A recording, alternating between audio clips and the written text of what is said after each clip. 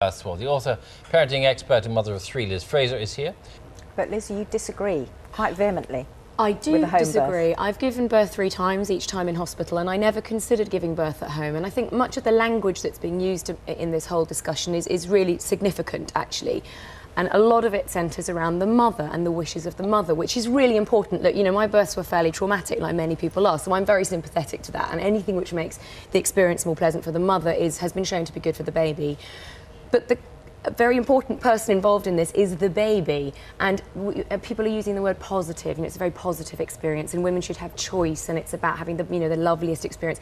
It's about getting a live human being out of another human being's body, and that doesn't always go according to plan. It would be wonderful if it did, but it doesn't, and those are the instances we're talking about. Those minutes and seconds when unexpectedly something goes wrong, then I want to be in hospital. So, if it were even more comprehensive, and if there were even more midwives, perhaps it would be a safer option, being at home. I think the midwives I've ever come across have all been extremely good, very professional, highly trained. That's, you know, they're not sort of people who come in to help out. They're highly trained people. But even given that, you know, I don't want to say misdiagnosed, that's the wrong word, but some investigations gave wrong indications of how things were going to go.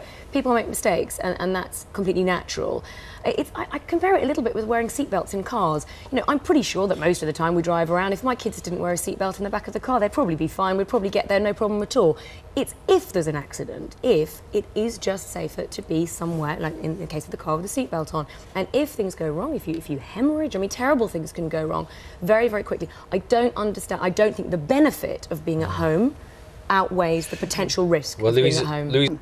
But what if you'd had to have an emergency caesarean, and we're talking emergency, out in the next 3 minutes, get that baby out? Are you going to dial 999 and wait for, I mean, it took 25 minutes for an ambulance to come last time. I called one. And women shouldn't be under any pressure to do either. I think we really do need to have the choice, but we must stop portraying birth as something which is something that we have total choice over. Actually, we don't. It'll happen how it happens. It needs to happen safely.